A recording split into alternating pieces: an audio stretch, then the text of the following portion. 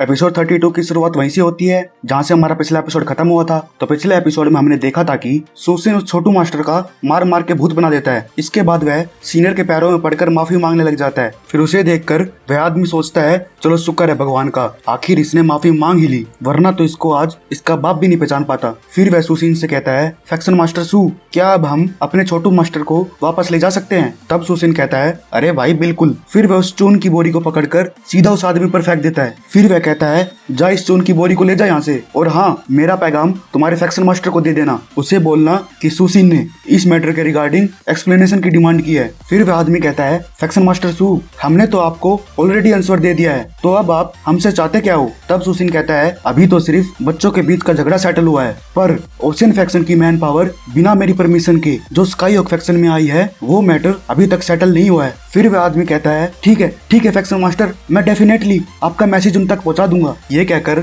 वह उस गुब्बारे को वहां से ले जाते हैं। तभी भीड़ में खड़ा एक आदमी बोलता है उस ओशियन फैक्शन के मैन पावर को बिना परमिशन के स्काई ओक फैक्शन में भेजकर उन्होंने हमारे फैक्शन मास्टर का बहुत ज्यादा अपमान किया है। तब दूसरा आदमी कहता है उन सालों को ये पता होना चाहिए था कि हमारे फैक्शन मास्टर कोई ऐसा वैसा आदमी नहीं है जो किसी भी मैटर को इतनी आसानी से जाने देगा। अब तो ओशियन फैक्शन ने ऐसा करके खुद को ही बड़ी मुसीबत में डाल लिया है। इसके बाद सीनियर कहती है भैया प्लीज मुझे माफ कर दो। तब सुसिन बोलता है तुम क्यों माफी मांग रही हो बेटा? तब सीनियर कहती है भैया मेरी आर्गुमेंट की वजह से ही मैंने आपको मुसीबत में डाल दिया। फिर सुसिन कहता है अरे मेरी बहन तुमने कुछ भी गलत नहीं किया, और हाँ ये याद रखना यदि आगे फिर से ऐसी कोई सिचुएशन आ जाए तो बिना डरे उनको सबक सिखा देना, और कोई फर्क नहीं पड़ता चाहे तुम कुछ भी करो, तुम्हारा भाई तुम्हारे लिए हमेशा खड़ा रहेगा। फिर वह हुआंग उनकी ये बात सुनकर बोलता है बॉस क्या सच में इस तरीके से बच्चों को एजुकेट करने का ये सही तरीका है? फिर वह सुसिन उसे घूरते हुए कहता है तो क्या मुझे उसे वैल्यूज और वर्चुअस की बातें सिखानी चाहिए? क्या तुझे हमसे ज्यादा उस छोटू मास्टर पे भरोसा है? फिर वह हुआंग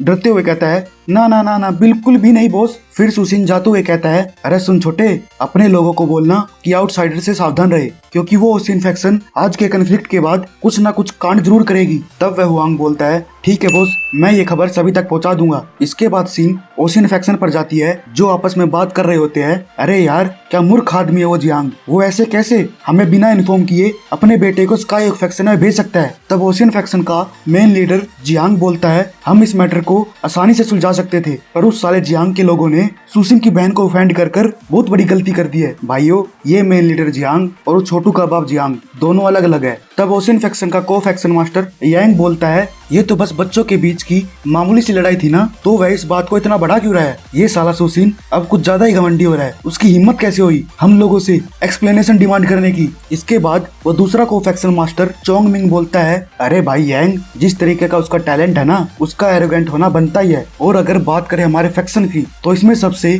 स्ट्रॉन्गेस्ट बंदा late stage refined mortal realm के लेवल पर है, फिर भी हम सभी फोर्सेस में सबसे वीकेस्ट फैक्शन है, और उस चाइनिंग सिटी के 3 फैक्शंस और 4 गिल्ड्स में कम से कम एक आदमी कंप्लीशन स्टेज रिफाइंड मॉर्टल लेवल पर है। और रूमर्स तो ये भी कहते हैं कि सुसिन बहुत पहले ही ट्रांसेंडेंट रियलम के लेवल पर पहुंच चुका है। ये सुनकर तो उस यांग की फटके हाथ में आ जाती है। फिर वह बोलता है ट्रांसेंडेंट रियलम, वह इतनी से छोटी सी उम्र में इतनी जल्दी कल्टीवेट कैसे कर सकता है? क्या वो किसी तरह की स्पिरिट एनर्जी पिल तो कंज्यूम नहीं कर रहा? तब वह चोंगमिंग कहता है भाई ये तो छोड़, मैंने तो ये भी सुना है कि उस ऑफिसर वोकिंग का सुसिन के साथ उठना बैठना है, तो अगर हम इस बात को ध्यान से सोचे तो उस सुसिन का बैकग्राउंड जितना सिंपल दिखता है ना उतना है नहीं। फिर वह मेन लीडर कहता है अरे भाई जिस तरीके से तू सुसिन के बारे में बोल रहा है ना, उस हिसाब से तो हमें स्टील का कच्चा ही सिलवाना पड़ेगा, क्योंकि जिस तरीके से वो अब हमारी मारने वाला है ना, हमारे बुरी तरह से एल लगने वाले हैं। पर अगर हम उस जियांग को सुसिन के हाथों सौंप दें तो मैं भी हम शायद बच सकते हैं, और आगे अगर कोई कार्यवाही होती है तो हम इस मैटर को हमें ना पता होने का बहाना कर सकते हैं। ये सुनकर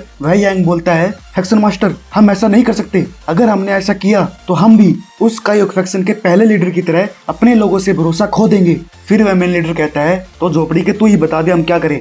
जब वो स्काई ओक फैक्शन का पहला लीडर वही सुसिन का कुछ नहीं उखाड़ पाया, तो हम क्या उस जियांग की वजह से अपने ओशियन फैक्शन के एल लगवा ले? और अगर ऐसी बात है ना तो एक स्टील का कच्चा तू भी अपने लिए सिलवा ले। ये सुनकर तो उन दोनों की तो अभी से फटनी शुरू हो गई थी। फिर मेन लीडर उनकी स्कल देखकर बोलता है तो ठीक है ये डिसीजन अब फाइनल है, हमें उस जियांग को सुसिन के हाथों सौंपना ही होगा। फिर इसके बाद सीन अगले दिन स्काई फैक्शन पर जाता है। वहाँ सुसिन हंसते हुए कहता है वो साले उस फैक्शन के लोग जितने बेवकूफ दिखते हैं उतने हैं नहीं। वो लोग उस जियांग को सेक्रीफाइस करके मेरा सारा का सारा प्लान चौपट कर देंगे। तब वह हुआंग कहता है तो बॉस हमें अब आगे क्या करना चाहिए। तब सुसिन कहता है लगता है मेरा उन पर अटैक करने का प्लान उन्हें समझ आ गया है। तभी उस मेन लीडर ने उस जियांग को मुझे सौंप कर डोमिनेट करने का प्लान ही चौपट कर दिया है। चलो कोई नहीं, अगर इस बार वो हमसे बच गया है तो दोबारा हमें उसे डोमिनेट करने का मौका जरूर मिलेगा। तो फिलहाल के लिए हमें अपनी तलवार को बैम्बू फैक्शन की तरफ पॉइंट कर लेनी चाहिए। ये सुनकर सुसिन के लोग और ली हुआई बोलते हैं बॉस तो हमें कब उन पर अटैक करना है। फिर सुसिन अपनी तलवार को निकालते हुए बोलता है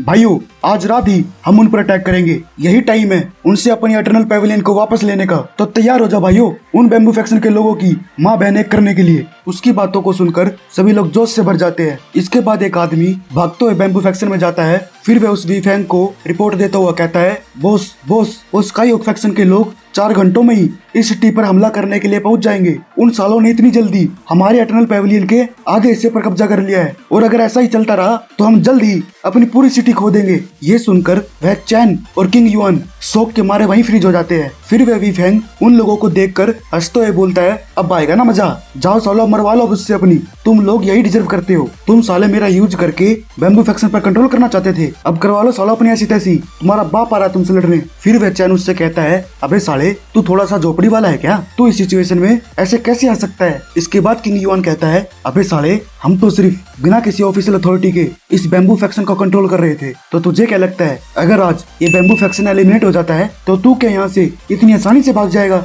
ये सुनकर वह उन पर चिल्लाते हुए बोलता है अगर ऐसी बात है तो सालो जाओ, किसका इंतजार कर रहे हो तुम, जल्दी से अपने लोगों को भेजो। फिर किंग युआन उस चैन को बोलता है अरे भाई अब हम क्या करें, और वो साला लियो चैन कहाँ पर है, क्यों ना हम उसे फाइट के लिए भेज दे। तब वह चैन कहता है अरे भाई इसकी कोई जरूरत नहीं, वो ऑलरेडी वहाँ जा चुका है, तुम जाओ और पहले अपने बच्चों लोगों को भेजो उस सिटी को डिफेंड करने के लिए। इसके बाद अगर स्काई फैक्शन उन सभी लोगों को मारने के बाद अगर वापस चले जाते हैं तो हम आगे कभी न कभी उससे बदला ले ही लेंगे, और अगर वो इसके बाद भी मारकाट नहीं रोकता तो हम अपनी प्रोटेक्शन के लिए जो कर सकते हैं वो करेंगे। तो गाइस इसी के साथ हमारा एपिसोड समाप्त होता है। फिर मिलते हैं नेक्स्ट एपिसोड में।